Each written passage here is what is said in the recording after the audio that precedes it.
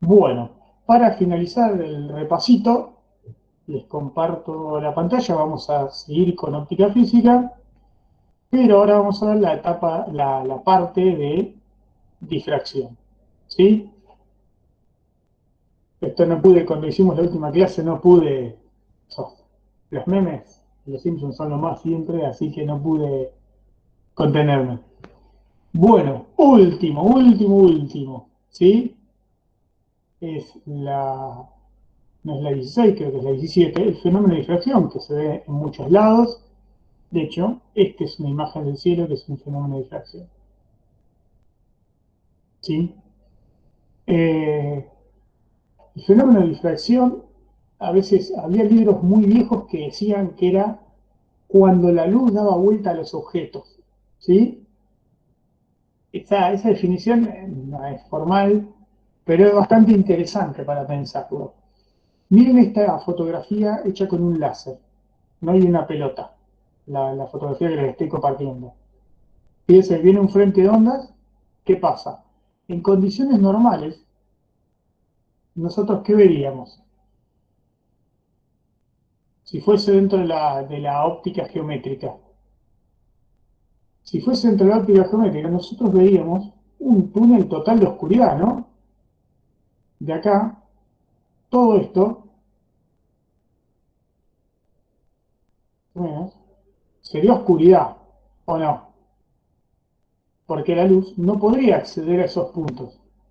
Sin embargo, la luz está accediendo a estos puntos de acá atrás. Hay luz en lugares donde uno esperaría que no haya. ¿Y eso por qué? Porque estoy viendo que estos dos puntos de acá, si los miro con mucho cariño, es como si estuvieran portándose como que, Rayos. como focos, no como rayos, sino como focos, ¿no? Los dos puntos del borde de la pelota, si uno mira ahí, se están comportando como focos. Fíjense cómo se está abriendo la luz acá, desde acá y desde acá. Es el más exagerado el dibujo acá y acá. Tienen los rayos, o sea, la onda que se va abriendo de cada uno de estos focos y se produce el fenómeno de interferencia, regiones más claras, a donde, si yo quisiera explicarlo en términos del camino seguido por rayos, yo no podría tener rayos acá, en toda esta región. En términos de la óptica geométrica, acá yo no tendría nada, ¿sí? Y sin embargo, lo que veo es que esa famosa frase era que la luz da vuelta a los obstáculos, era un fenómeno de fracción. Como estos puntos del borde se comportan como focos secundarios, emiten luz, y tengo un fenómeno de interferencia. Hay regiones acá donde veo luz, ¿sí? Y eso es lo que vamos a tratar de explicar. Esto ocurre cuando los objetos, insisto, cuando los obstáculos involucrados son del mismo orden de longitud de la onda o de la longitud de la onda electromagnética. ¿Sí? Entonces, vamos a tratar de entender eso. Dentro de las cosas más conocidas es lo que se llama difracción de una rendija gruesa o de una única rendija. Si yo tengo una rendija delgada, veo este caso acá. Tengo una rendija delgada y veo la onda saliendo, que es lo que yo puedo describir fácilmente. Viene una onda, llega a la ranura delgada, sale la onda. Cuando tengo una rendija gruesa y llega el frente de ondas, empiezo a ver como que tengo tres focos secundarios si la rendija es gruesa. ¿Sí? ¿Está?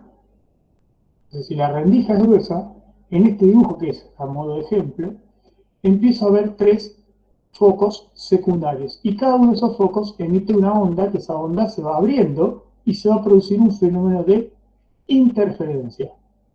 Pero el fenómeno de interferencia son focos secundarios que se forman en la misma rendija, no es un único foco, sino que se forma un número muy grande de focos secundarios que interfieren entre sí. ¿Sí? De acuerdo al principio de Huygens. Huygens me decía que cuando avanza un frente de ondas, a medida que pasa y lo medíamos cada una longitud de onda, forman frentes de ondas secundarios. ¿Estamos de acuerdo en eso o no? ¿Se entiende la idea? Sí. Entonces, el fenómeno de difracción es este fenómeno que vemos acá. La formación de focos de ondas secundarios, ¿sí? Esto que está acá. Frentes de ondas secundarios en una ranura gruesa, que a su vez son todas ondas coherentes, ¿no? Porque cada uno de estos focos tiene la misma frecuencia, forman que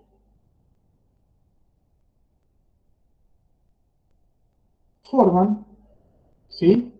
Forman ondas coherentes entre sí que interfieren. Entonces voy a encontrar, si yo pusiera una pantalla acá arriba, encontraría regiones de oscuridad y regiones de claridad. ¿Estamos de acuerdo o no? Sí, sí. Bien.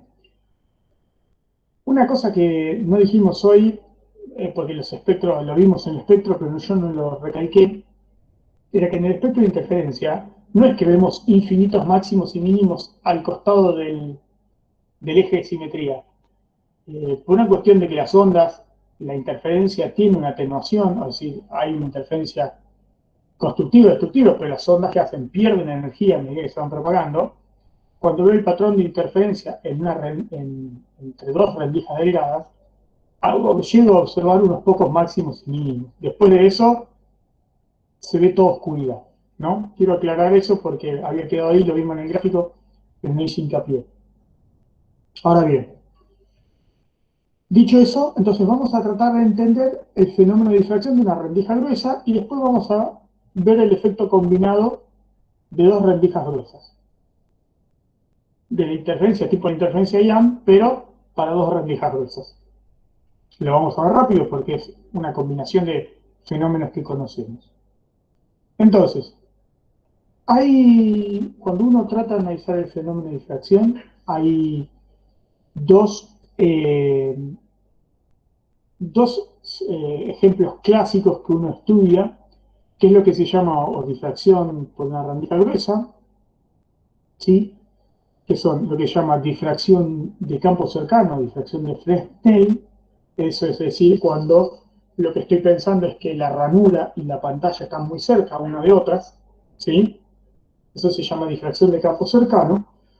O lo que se llama difracción de Fraunhofer, que es difracción de campo lejano, y es cuando la ranura y la pantalla están muy lejos entre sí. Si están muy lejos entre sí, ¿sí? Lo que puedo considerar es que todos, eh, el camino recorrido por las ondas, ¿sí? Que lo puedo analizar como si fuese un rayo emitido por cada foco secundario hasta el punto donde quiero analizar, son paralelos entre sí. Ahora lo vamos a ver. ¿Sí? Entonces, eso es lo que se llama difracción o el análisis que se hace para la difracción de Fraunhofer. ¿Qué es lo que quería decir? Esto de acá. La difracción de Fraunhofer, o de campo lejano, tengo en la ranura gruesa una secuencia, un número muy grande de focos secundarios. Acá está exagerado, tengo 7, 6, perdón. Estoy haciendo el análisis como si fuese con 6 focos secundarios. En realidad, el número en una rendija delgada, una rendija de Fraunhofer, no sé, una red de difracción. Encuentran, no sé, ahí puede haber 400 líneas por milímetro. Imagínense, cada línea se comporta como un foco secundario. O sea que el número es enorme, enorme, enorme. ¿Sí?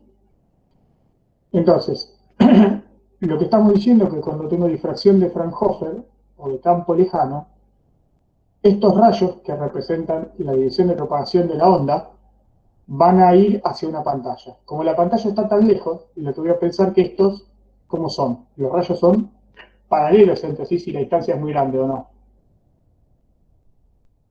¿Sí?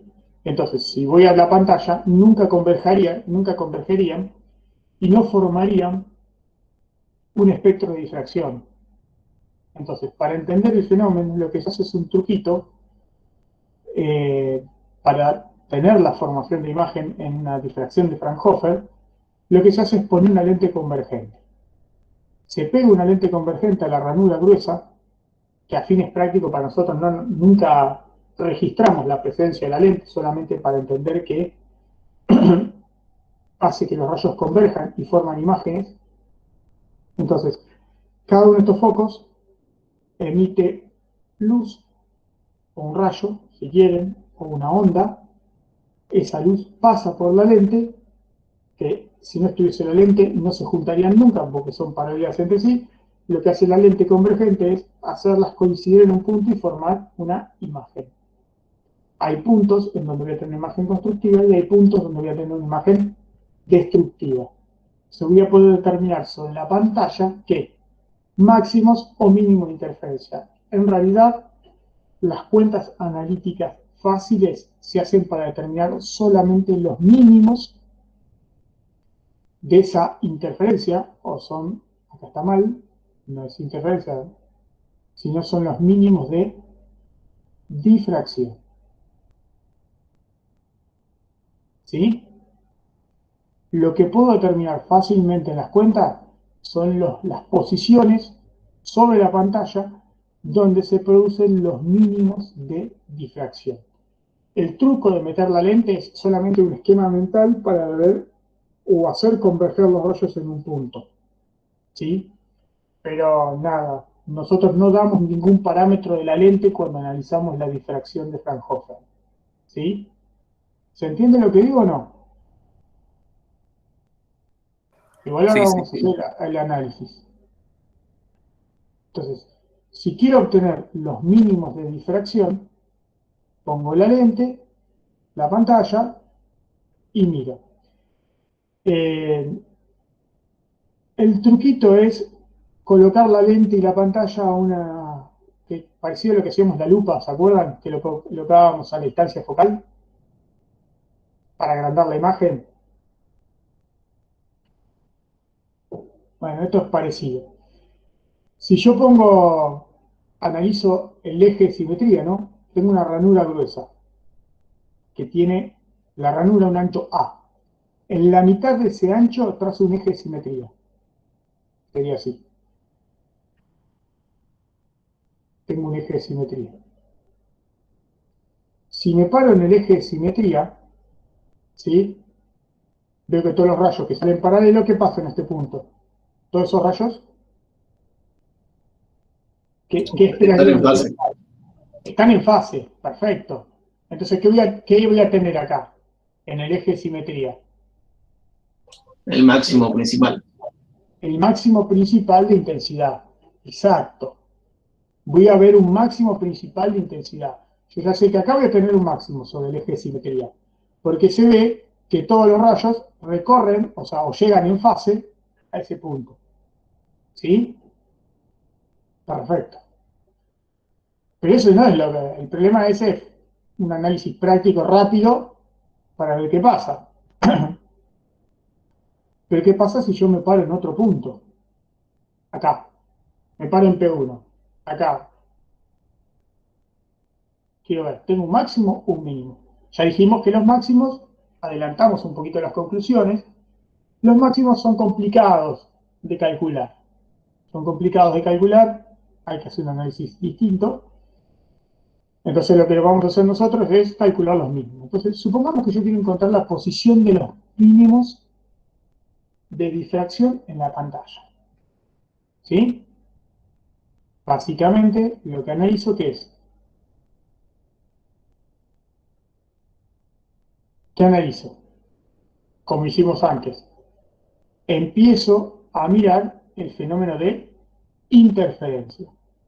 Bueno, acá hay un problema que uno tendría que analizar, que todos los focos secundarios cómo interfieren entre sí, ¿no? Pues yo tengo un foco acá, en el primero, tengo acá otro, otro, otro, el del medio, otro, otro, así, ¿no? ¿Estamos? Tengo un montón. Entonces tengo la interferencia del uno con el 2, del 2 con el 3, todo así. ¿Sí? ¿Se entiende lo que digo o no?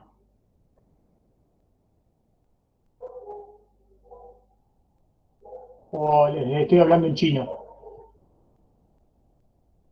Digo, si yo quisiera ver si en el punto P1 veo un mínimo, un máximo, qué tipo de comportamiento tengo en la pantalla, ¿qué tendría que analizar?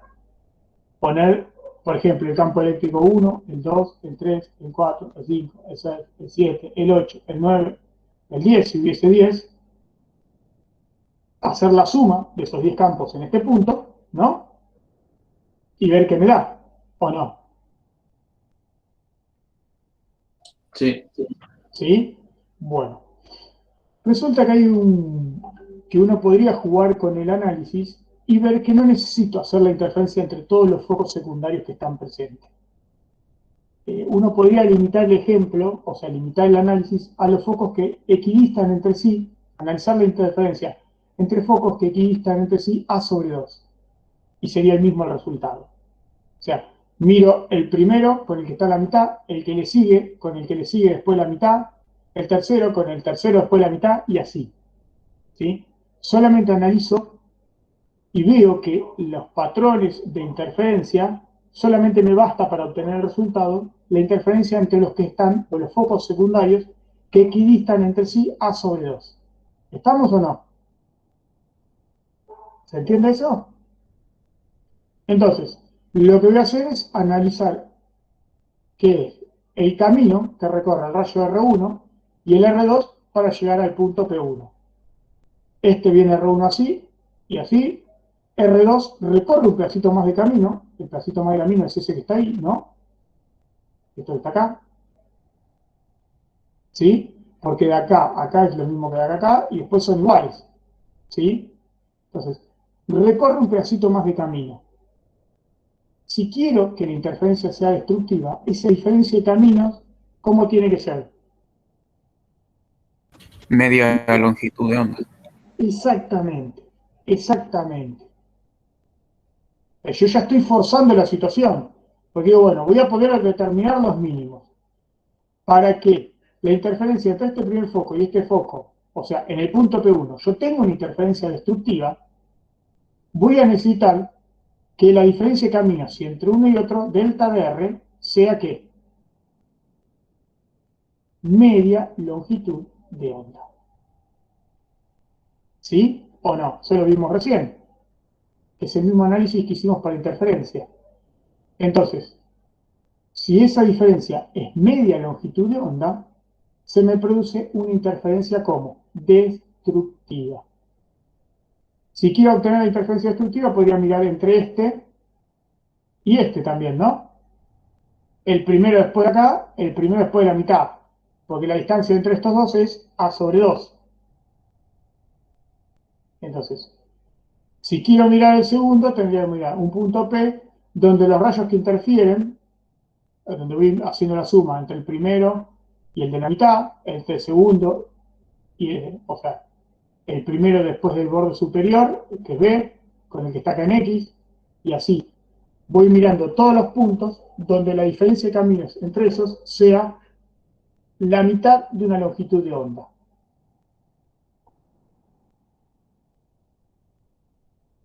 Si hago eso, ¿sí? Si hago eso, el ángulo θ, que se saca, si quieren es más fácil medirlo desde el espejo, si hago la proyección llega un poquito más atrás, pero el que me cambia, o el que me focaliza o me enfoca los puntos es en el espejo, aunque el espejo siempre lo que se hace es que el espejo, perdón, el espejo, la lente esté pegada a la ranura, ¿no? De manera tal que yo pueda despreciar la distancia entre la ranura, ¿sí? Y la lente. Pero se mide con el centro de la lente, el ángulo θ. Entonces, la posición angular que me aparece, ¿sí? Los mínimos son cuando que la diferencia de caminos, era esto que estaba acá, o esto que estaba acá, depende de cuál le esté calculando, ¿no? Entre este y este era este y este, si lo hago entre este, si lo hago, si lo pienso entre este y este, la diferencia de camino es esta. Entonces, pedíamos o analizaba, si juego con ese triángulo rectángulo que está acá, este triángulo rectángulo que está acá, ¿qué me queda? Una cosa así era, ¿no? Este triángulo rectángulo. La distancia entre los dos focos secundarios que estoy controlando es A sobre 2, y la diferencia de caminos, delta de R, es lambda sobre 2. Y esto era θ, que es el mismo que acá. Si yo planteo el seno de θ, que es cateto opuesto, delta de R sobre hipotenusa, que es A sobre 2. El seno de θ es delta de R, si yo le pido que entre esos dos haya una interferencia destructiva, sobre A sobre 2, o sea que yo podría escribir que A por el seno de θ, que es lo que estoy obteniendo a partir de la diferencia de caminos, sea igual a ¿quién? En este caso. O si quieren me escribo el A del otro lado. Seno de θ sea igual a lambda sobre A, ¿no? Entonces, puede ser media longitud de onda, o puedo analizar para cualquier entero de medias longitudes de onda. Yo podría poner m veces lambda sobre 2, como para generalizar el resultado, yo podría escribir m veces lambda sobre A. Y más o menos porque tengo, de un lado y del otro tengo los mínimos. Entonces, lo que estamos diciendo es que el mismo análisis que hicimos para interferencia lo replicamos para hacer la interferencia entre los focos secundarios que aparecen en una rendija gruesa, ¿sí? ¿Está? En los focos secundarios que me aparece en una rendija gruesa, y analizando solamente la diferencia de caminos, veo que la posición de los mínimos de difracción aparecen en las posiciones angulares que sean un número entero de veces lambda sobre A. ¿Estamos en eso? No vamos a hacer demasiado laraca el análisis. Si es un fenómeno, se analiza interferencia entre focos secundarios, nos quedamos con lo que podemos entender, que es esto. Entonces, las posiciones angulares, esto que está acá, las posiciones angulares, ¿sí? Las posiciones angulares de los mínimos de difracción me aparecen, ¿sí? Cuando es m veces un entero lambda sobre A. Es proporcional a lambda sobre A. ¿Les queda grabado eso en la cabeza? ¿Sí o no? Sí. Entonces, ese fenómeno, insisto, recalco cuál es la idea detrás de esto. Tengo una ranura gruesa, de acuerdo al principio de Huygens, esa ranura gruesa forma o tiene que un montón de focos secundarios que cada uno emite una onda y se produce un fenómeno de interferencia entre todos esos focos secundarios. El análisis lo hacemos para simplificar, que vemos que describe el mismo comportamiento, solamente, o describe bien el fenómeno, solamente entre focos que equidistan entre sí la mitad del ancho de una ranura. Si hago la interferencia entre todos esos focos, puedo encontrar los mínimos de difracción. Y veo que los mínimos de difracción, o las posiciones angulares de los mínimos de difracción, son un número entero de veces del cociente lambda sobre A. En todas esas posiciones angulares aparecen los mínimos de difracción. ¿Está o no?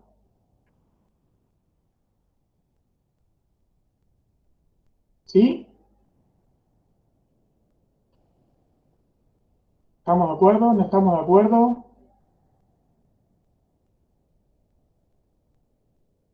Sí, sí. Bien. Una vez que sacamos la posición de los mínimos de difracción, solamente podemos determinar los mínimos. Como buena aproximación,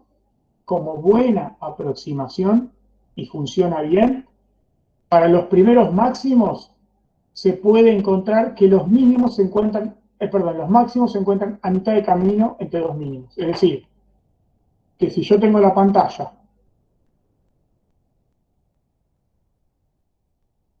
si acá tengo un mínimo y acá tengo un mínimo, a mitad de camino entre dos mínimos, acá está el máximo. Es una aproximación que funciona bastante bien para los primeros mínimos. ¿Sí? Entonces, no vamos a hacer las cuentas analíticas para determinar los máximos, porque tiene una matemática más compleja de la que podríamos, pero sí podemos decir, como buena aproximación, Para los primeros máximos podemos ubicarlos a mitad de camino entre dos mínimos consecutivos. ¿Está? Dicho eso, la otra cosa que nos interesa analizar que es cómo es la intensidad de un patrón de difracción. ¿Sí? Cuando tengo una sola rendija gruesa. ¿Estamos? Entonces, ¿cómo obtengo el patrón de difracción, el patrón de interferencia de una sola rendija? Hago un análisis parecido, ¿no? Estamos haciendo medio rápido el análisis porque ya son cosas que vimos cuando vimos interferencia, pero el mecanismo sigue siendo el mismo que hicimos recién. ¿Sí? Deberíamos pensar que cada uno de estos foquitos secundarios, denme un segundito por favor, ¿eh?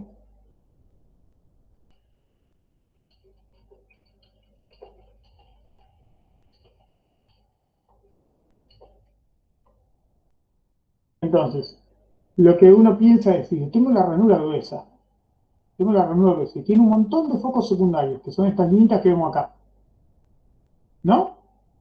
Cada uno de estos focos secundarios, ¿qué hace? Si quiero analizar la intensidad de la onda resultante, ¿qué me interesa ver?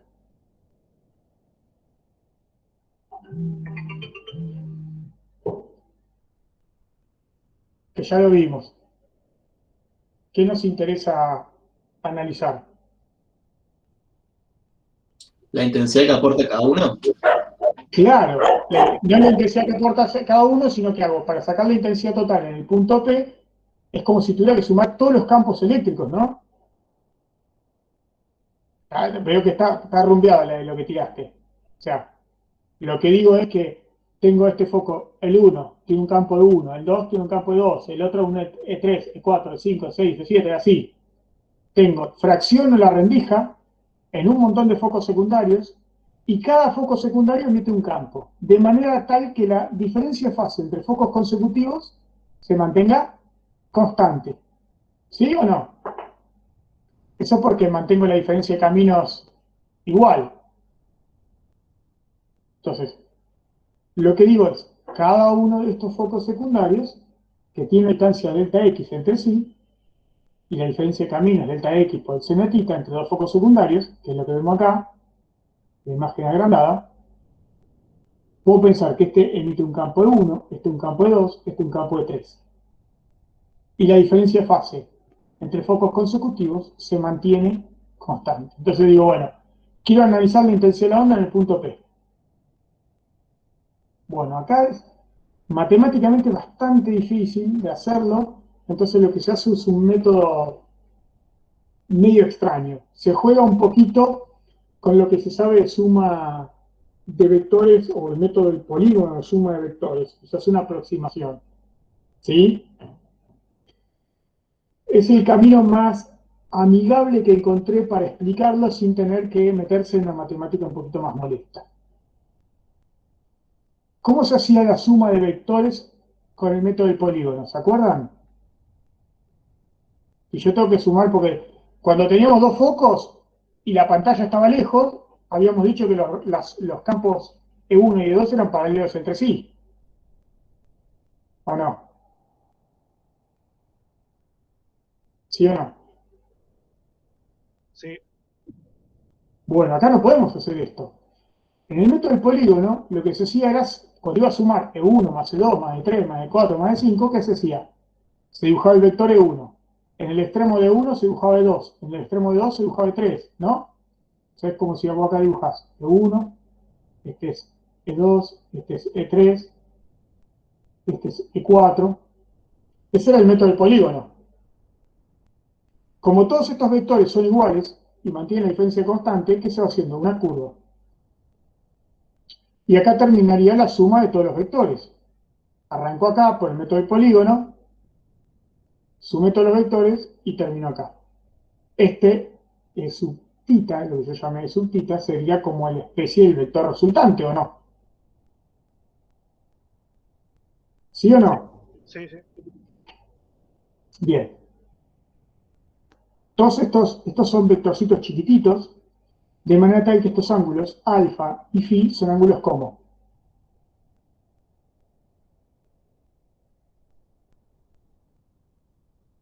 Son ángulos chiquitos en principio, ¿no? Vamos a suponer que son ángulos chiquititos. Digo, hago el método del polígono, me queda que toda esta suma, ¿sí? Que es esta parte curva, que está acá. Si con mucha buena voluntad y cariño, si los ángulos son chiquititos, yo podría trazar este E sub θ, que es esta recta que une los dos, el punto inicial y final, y esta curva aproximarla por un segmento recto, que me fracciona en dos triángulos iguales. ¿Estamos o no hasta ahí? ¿Se acuerdan del método del polígono? Si yo esto lo divido, puedo con mucha buena voluntad y cariño, si los ángulos son chiquitos, aproximar la parte curva con el segmento recto E sub θ, ¿sí? Si los ángulos son chiquititos, fíjense, me aparece un valor phi. ¿Qué piensan que es phi?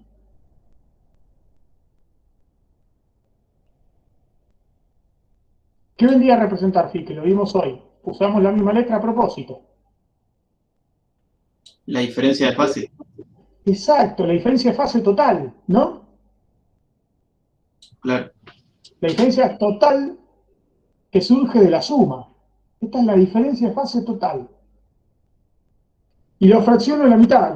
Phi, como la diferencia de fase entre el primer, la posición inicial y final, phi, como es tras una recta y dividiendo dos triángulos iguales, phi lo puedo escribir como alfa. La mitad de la mitad de phi es alfa. ¿Sí?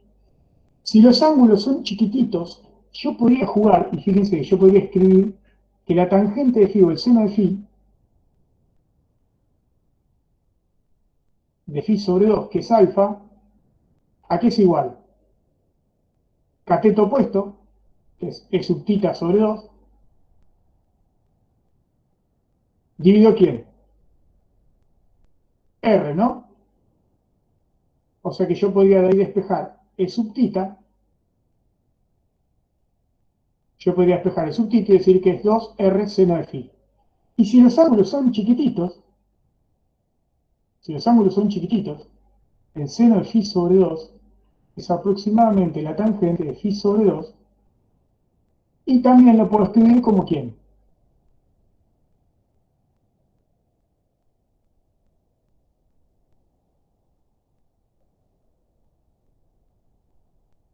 Lo puedo relacionar con este sub EM, ¿no? Nada, conformémonos, a ver, si los ángulos son chiquitos yo podría escribir phi, ¿sí? Lo saco de acá de trigonometría, relacionado con las proyecciones, como si estirara todo este vector, ¿no? Es sub m, ¿qué es? Como que alineo todos los campos eléctricos uno a continuación del otro. Créanme con eso. Entonces yo podría escribir phi como E sub m sobre r. Si los ángulos son chiquititos, yo podría hacer esa cuentita. Como que es la proyección, ¿no? De todo este vector estirado, acá, con phi. Conforme aceptemos esa parte para no meternos en mucho lío, entonces yo podría escribir el campo eléctrico total es sub θ, el campo eléctrico total, que es el que une la posición inicial con la posición final, como ¿quién? Con solo reemplazar, podría escribir, en vez de R, podría escribir, acá, despejando solamente R, yo podría escribir R, que es sub m, perdón, es sub m sobre phi, entonces es sub m sobre phi, tenía un 2 por ahí bollando, ¿sí? Si no escribí mal, es sub m sobre phi, y tenía un phi sobre 2 dando vuelta, el 2 en vez de escribirlo arriba lo pongo abajo, entonces puedo escribir que el campo eléctrico total, o la amplitud del campo eléctrico total, es la proyección esa E sub E que yo llamé sub M, como si hubiera alineado todos los vectores de campo eléctrico y lo hubiera sumado directamente, E sub M, phi sobre 2 era alfa, E sub M, seno de alfa sobre alfa, donde alfa era phi sobre 2. Es medio molesto esto, es porque son todas aproximaciones trigonométricas, pero no se enrosquen con eso, ¿sí? Se puede jugar un poquito con los triángulos rectángulos y ver que eso es cierto, pero no se enrosquen con eso. Entonces, fíjense que acá queda algo particular, porque son ángulos chiquititos, y me queda el seno de alfa sobre alfa, ¿no? Que eso me muestra algo. Al igual que hicimos antes, la diferencia de fase, o sea, phi, la diferencia de fase sobre 2pi es igual a la diferencia de caminos, que la diferencia de caminos, ¿quién era? Entre dos foquitos consecutivos. O habíamos visto la diferencia de caminos para los mínimos, ¿quién era? A por el seno de θ sobre lambda, ¿o no? Lo mismo que vimos antes. Eso no cambió. Si juego un poquito con las cuentitas y empiezo a arrastrar todo, nada, hay que ser un poquito phi sobre pi, o sea, la relación entre diferencia de caminos y diferencia de fase, y esto es la amplitud del campo eléctrico total, ¿sí? Reescribo, empiezo a reescribir las cosas, es decir, la diferencia de fase la puedo escribir como 2pi sobre lambda a seno θ, solamente de acá despejando. Si tengo la amplitud del campo eléctrico total, ¿se acuerdan que la amplitud o la intensidad de la onda era proporcional al campo eléctrico total al cuadrado?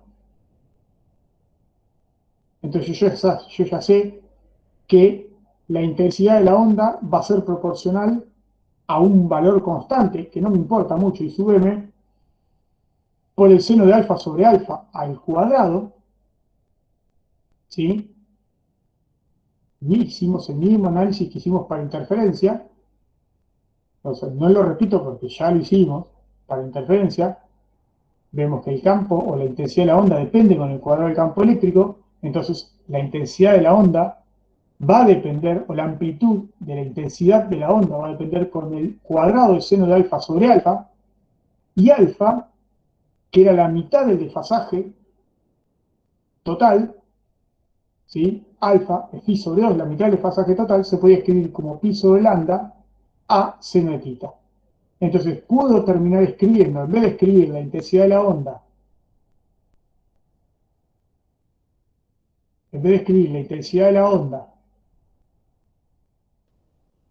¿sí? En términos del seno de alfa sobre alfa, escribo la intensidad de la onda, lo mismo que hicimos para una doble rendija, acá lo estamos haciendo para una ranura gruesa, escribo la expresión de la intensidad en términos de la diferencia de caminos. Estas dos cosas son equivalentes, nada más que esto está escrito en términos de la mitad de la diferencia de fase, que es alfa, y acá lo escribo en términos de la diferencia de caminos. Lo que me importa de todo esto es que la intensidad de una onda, ¿sí? O la intensidad resultante para una rendija gruesa depende de quién, del seno de alfa sobre alfa al cuadrado. Si los ángulos son chiquititos, el seno de alfa sobre alfa, para ángulos cada vez más pequeños, o sea, para un desfasaje cada vez más cerca, o sea, cuando me estoy en puntos más cercanos al eje de simetría, seno de alfa tiende a 1, porque esta identidad trigonométrica, el seno de alfa sobre alfa, cuando alfa tiende a 0, lo aprendí en el mate 1, eso me da, tiende a 1. O sea que cuando estoy cerca del eje de simetría, voy a ver un máximo de intensidad. ¿Sí o no? Es medio intenso esta parte, tiene un par de aproximaciones medias molestas. Pero bueno, quédanlos, no nos vamos a enroscar en este último tema. Profe, yo toda esta parte la había leído el libro, pero la verdad que el libro estaba bastante difícil seguir las cuentas. Y eso que lo leí varias veces. Y después busqué videos, ¿no? A ver si alguien explicaba la intensidad, pero todos los videos que encontré eran, bueno, esta es la fórmula esta es la expresión para la intensidad, esta es para la amplitud, y acá están todas las cuentas. Pero no se explicaba nada. si vos no haces estas aproximaciones trigonométricas es muy difícil de explicar, es la verdad. Es bastante complejo explicar. Entonces lo que haces es este método, decía, haces aproximaciones de suma de vectores con el método del polígono, alguna aproximación trigonométrica y llegas a una expresión haciendo estas pocas cuentitas que hice acá, nada, combinando la amplitud del campo eléctrico, sabiendo que la intensidad de la onda es proporcional al cuadrado del campo eléctrico, entonces escribís el campo eléctrico total en función de la diferencia de fase, que es lo que te importa, y después analizar la relación entre diferencia de camino y diferencia de fase. Claro, a mí me quedó la idea más general, digamos, pero no podría replicar las cuentas, la verdad, creo. Bueno, ahora después seguilas con paciencia, miralas de vuelta. Después con el video. Dale. ¿Sí? Entonces, llego a lo que me importa acá, es que puedo escribir algo que ya sabíamos. La intensidad de la onda depende del cuadrado del campo eléctrico, pero cuando desarrollo el campo eléctrico total que se produce debido al fenómeno de interferencia de todos los focos secundarios que hay en una rendija gruesa, obtengo la expresión de que la amplitud del campo eléctrico va con un seno cuadrado, el seno al cuadrado sobre alfa cuadrado, o seno de alfa sobre alfa al cuadrado, donde alfa es la mitad del desfasaje total que se produce entre todos los focos, o el desfasaje total que se produce en la onda resultante, cuando sumo todos los campos eléctricos. Y eso lo puedo escribir en términos de la diferencia de caminos. Cuando voy a analizar esta curva, que es lo interesante, cuando voy a graficar esto, cuando grafico la intensidad de la onda, y subtita como un I máximo por el seno de alfa sobre alfa, o el seno de phi sobre 2 sobre phi sobre 2 al cuadrado, lo interesante es que obtengo algo así. Y eso es lo que nos importa esta parte, que es el hecho que el patrón de difracción en una rendija gruesa tiene un máximo central muy intenso, porque fíjense, cuando alfa tiende a cero, que es para ángulos muy chiquititos, o sea, cuando estoy sobre el eje de simetría, cuando alfa tiende a cero, seno de alfa sobre alfa, ¿qué vector me da? 1. Entonces me da que la intensidad es la I máxima. Ahora, a medida que me voy alejando y voy sacando seno de alfa sobre alfa al cuadrado, ¿qué me está haciendo? Me está matando la intensidad. Fíjense, tac, aparece el primer mínimo, m igual a 1, m igual a 2, a mitad de camino el primer máximo, fuera de lo que se llama el lóbulo central. Este es el máximo principal, es lo que se llama el lóbulo central, donde I es igual a 0, que es el máximo central. Este es cuando seno de alfa sobre alfa me da ¿cuánto? 1, ¿no? Entonces en ese caso, I sub θ es igual a I sub m. El segundo máximo, acá, cuando hago la cuenta, fíjense, este factor es el 0.04.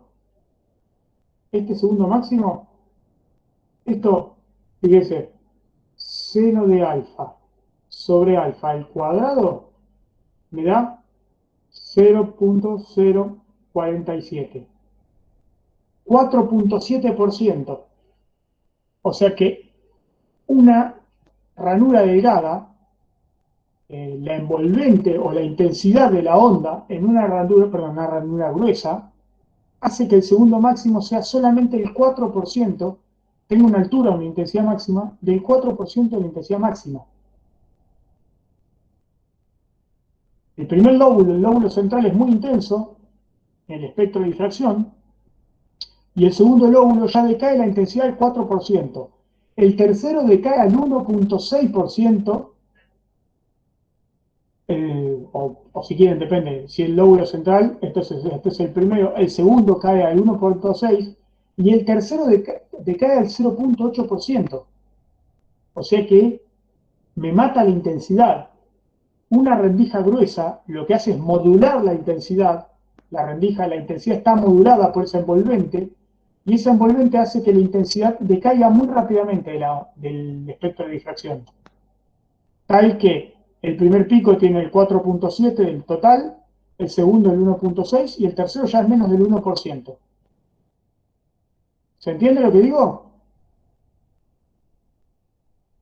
Sí, sí.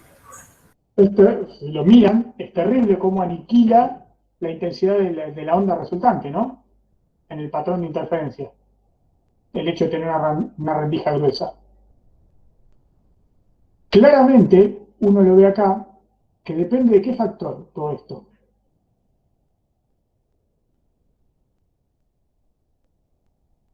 De la relación entre lambda y A. De hecho, hay unos gráficos bastante interesantes de la intensidad en términos de lambda sobre A, o de A sobre lambda, al revés, ¿no? Siempre tengo que ir a escribirlo. A sobre lambda. Si yo escribo en términos de A sobre lambda, el patrón de interferencia, fíjense. Miren qué pasa con los máximos y los mínimos. Si A sobre lambda es muy grande, ¿qué me queda? El lóbulo central. Me queda los mínimos muy cerca del eje de simetría. Miren a dónde me tira el mínimo. Acá y acá. El segundo mínimo acá. Si A sobre lambda se hace cada vez más chiquitito, ¿qué me va haciendo? El lóbulo central me lo está abriendo. Y me aparece para ángulos mayores la posición de los mínimos. ¿No? Y todavía más chiquitito, si A sobre lambda es 200, todavía es más chiquitito, ¿qué hace? Me abrió más el lóbulo central. Y vamos a ver que esto es importante después, cuando combinamos el efecto de una doble rendija gruesa.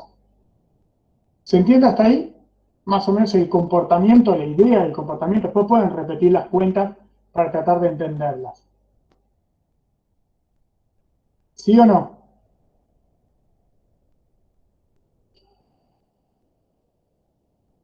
Ajá, tan complicado.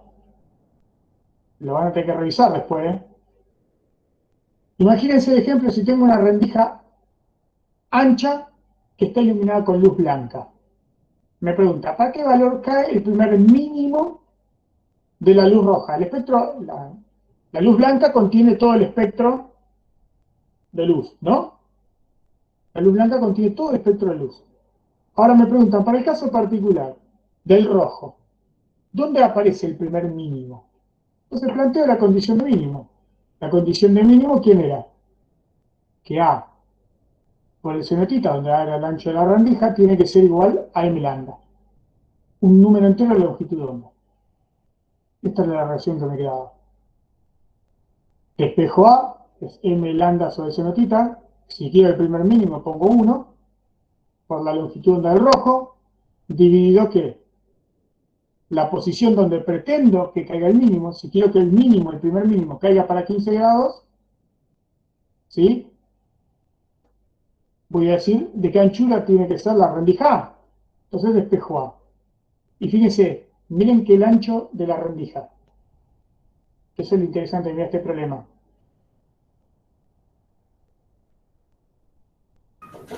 Mucho mayor que la longitud de onda. Sí, pero es del orden. Cuando digo mucho mayor, estoy hablando 10 a la menos 6, ¿no? 10 a la menos 6 metros. Y lambda es 0, esto es 2.51 por 10 a la menos 6 metros. La longitud de onda lambda, ¿cuánto es?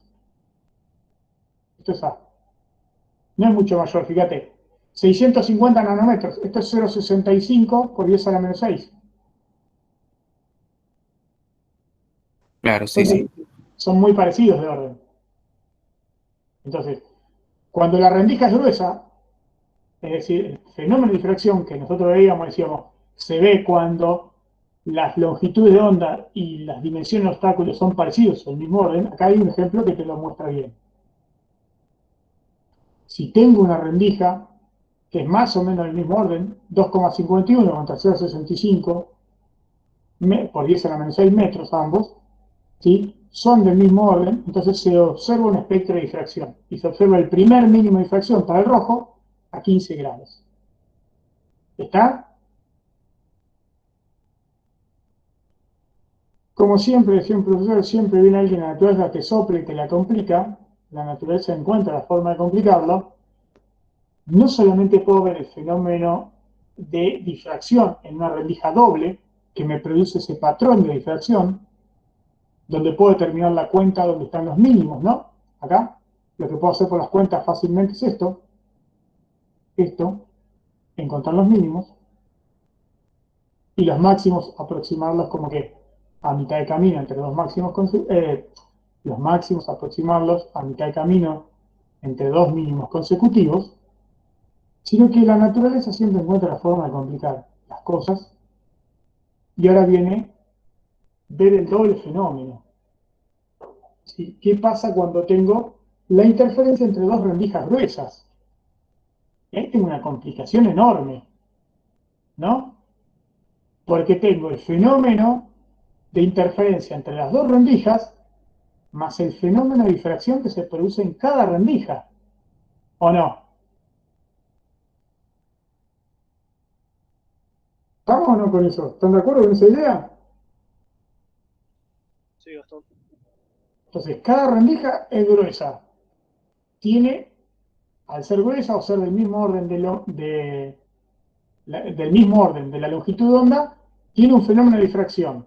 O sea que la rendija 1, que es de ancho A, tiene un fenómeno de difracción y esta tiene un fenómeno de difracción, pero a su vez interfieren entre sí. Entonces, en la pantalla se va a dar un fenómeno complejo, que es un fenómeno que es la mezcla del fenómeno de interferencia más el fenómeno de difracción. No vamos a hacer toda la cuenta. No vamos a hacer toda la cuenta porque es una mezcla de los dos, ya hicimos las cuentas, pero vamos a recordar una cosa. El fenómeno de interferencia que te daba entre dos rendijas. Un espectro de interferencia así, ¿no? ¿Sí o no? Sí, Que dependía de qué? De la distancia entre qué? Entre rendijas. ¿O no? Entonces, lo que uno hace, no, después mírenlo con cariño, con paciencia, es mezclar el fenómeno de interferencia, aceptar y que las cuentas dan y reflejan el resultado, porque uno lo hace. Ya hice las cuentas para la interferencia, ya hice las cuentas para el fenómeno de difracción. Analicé el fenómeno de interferencia entre dos rendijas, ¿sí? Y analicé el fenómeno de difracción en una rendija gruesa. Cuando mezclo esos dos fenómenos, obtengo que el patrón de intensidad de la onda resultante, o de lo que veo en la pantalla, ¿sí? Es la mezcla combinada del fenómeno de interferencia y difracción. Es decir, tengo la intensidad mediada de la difracción más lo que aporta ¿quién? La interferencia. La interferencia que te aportaba. La interferencia te decía que la intensidad estaba de alguna manera apantallada, por así decirlo, por el desfasaje entre las dos, que se producía debido a los focos de las dos rendijas, que era el beta. Y la intensidad debido a la difracción, que te dice que la difracción modula con distinta intensidad el fenómeno. ¿Sí? Es decir, que esto te daba una cosa así, un espectro así, ¿no? Te modulaba. La difracción te modula la intensidad y la interferencia te dice que esto se comporta así. ¿O no? De lo que analizamos antes. Donde beta, el desfasaje para la interferencia, ¿sí? Para el fenómeno de interferencia entre dos rendijas, como vimos, la beta, el desfasaje ese, se podía escribir como quién. Pi de senotita sobre lambda, cuando analizamos en términos de diferencia de caminos. Si uno mezcla y tira todo ahí adentro, la amplitud que me daba quién. ¿Esto de quién es? Esto lo aportaba el fenómeno de difracción. La amplitud por el seno de alfa sobre alfa, que era el fenómeno de difracción, más la modulación que me metía o cómo me afectaba la intensidad, la diferencia fase, que iba con un coseno cuadrado en el fenómeno de interferencia. Alfa se podía escribir en términos de la diferencia de caminos.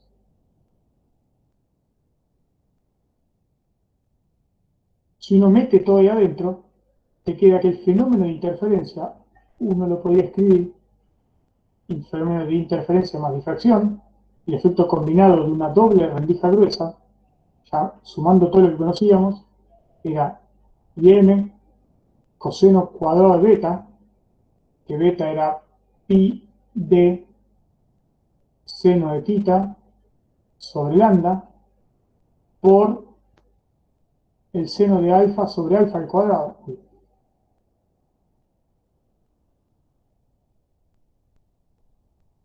Alfa, que no es ni más ni menos que pi sobre lambda a seno de tita sobre pi sobre lambda a seno de tita, todo al cuadrado, ¿sí? Entonces, si escribo la intensidad de esta manera, puedo encontrar las posiciones angulares de quién, de los mínimos, porque quedó todo escrito en términos de tita. Y eso va a depender de quién, de A, de D y de lambda, ¿sí? El patrón de interferencia, cuando combino esta ecuación que está escrita acá, esa ecuación que está escrita acá, que es la suma de los dos fenómenos, que es el fenómeno de difracción, que me aparece la modulación de la intensidad, más el fenómeno de interferencia entre la doble rendija, me da un patrón de interferencia que tiene esta forma. La modulación de la interferencia por medio del fenómeno de difracción. Entonces voy a observar que todos estos piquitos así, ¿no? Con distinta intensidad. Esto que está acá, modulado. Lo que hace es cambiarme al patrón de interferencia, le cambia a cada máximo que le cambia la altura. ¿Y quién me lo cambia? La difracción. Por eso cuando se ve algo así. Fíjense, esto que se ve acá es esto que está acá. Regiones más claras, más oscuras, con mayor o menor intensidad. Les voy a mostrar en un láser cómo se ve. ¿Sí? Entonces, cuando tengo el doble fenómeno, que no es ni más ni menos que la suma de las dos cosas que vimos por separado, el análisis es el mismo, sumo las cosas nomás, ¿sí?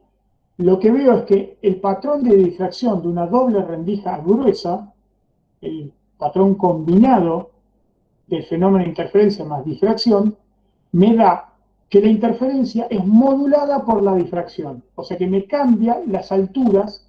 Antes, cuando tenía interferencia sola, para dos rendijas gruesas, dos rendijas delgadas, la intensidad de los máximos era toda igual. Cuando tengo el fenómeno combinado de interferencia más difracción debido a una doble rendija gruesa, lo que veo es que los máximos de interferencia están modulados por el fenómeno de difracción, y son todos de distinta altura. Y tengo un máximo en el eje de simetría, que es esto que se ve acá. La raya azul es como si no estuviera, pero es la que me modula la intensidad, y veo todas estas rayas, este espectro en rojito así. Voy a tener un máximo central, que es el más intenso, después a los costados voy a encontrar sus máximos laterales, el primer máximo, después de acá el segundo, ¿y quién me lo determina? La altura de la difracción. Déjenme mostrarles, o sea que lo que vería es esto que está acá, en rojo, la envolvente se llama, o sea, la moduladora es la difracción, ¿no? Así se ve, fíjense, así se ve un láser, que es lo interesante. En un láser se ve, fíjense, este es el patrón de difracción para una rendija gruesa, la imagen de arriba. Una rendija gruesa se ve todo como un solo manchón, y cuando pongo una doble rendija, ¿qué se empiezan a ver? Los máximos, nomás. Los máximos modulados. Esto es el lóbulo central. Y dentro del lóbulo central, ¿qué me aparece? 1, 2, 3, 4, 5, 6, 7, 8, 9, 10, 11, 12, 13. O sea, el máximo central, que es este, como si este fuese el eje de simetría. Este es el eje de simetría. Este es el lóbulo central, el más intenso. y se ven 6 de cada lado. Y ahí aparece el primer mínimo de difracción. Mínimo de difracción, mínimo de difracción. Segundo mínimo de difracción, segundo mínimo de difracción, que son los que actúan como envolvente. ¿Sí? Está bueno esto porque en un láser se ve recontra bien. ¿Se entiende eso? ¿Se ve con el dibujito de lo que digo? El efecto combinado.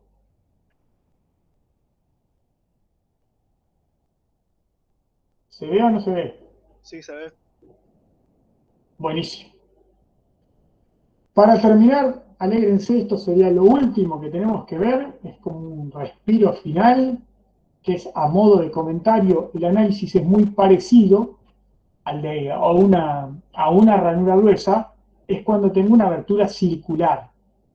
Cuando tengo una abertura circular se ve un espectro de difracción también, aunque no lo crean. ¿Sí? Obviamente era de esperar, si yo veo regiones en un espectro de difracción, veo máximos y mínimos a una cierta distancia, el espectro de difracción en una abertura circular lo que son es círculos de luz o círculos de oscuridad. ¿Por qué? Porque me paro a una cierta distancia, ¿sí? Y analizo la interferencia. Entonces, como esto es como el espectro girado, ¿no? El espectro de una rendija girado. Entonces, como me va cumpliendo todos puntos, voy girando el espectro, voy girando la ranura y encuentro en todas direcciones y sentidos, encuentro puntos que interfieren entre sí constructivamente o destructivamente.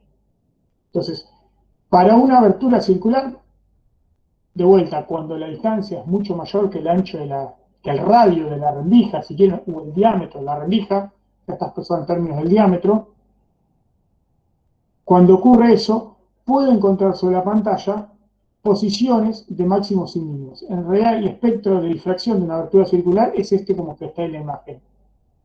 Nosotros cuando analizamos recién vimos esto. Pasábamos una línea y veíamos esto. Esto y esto, ¿no? ¿Sí?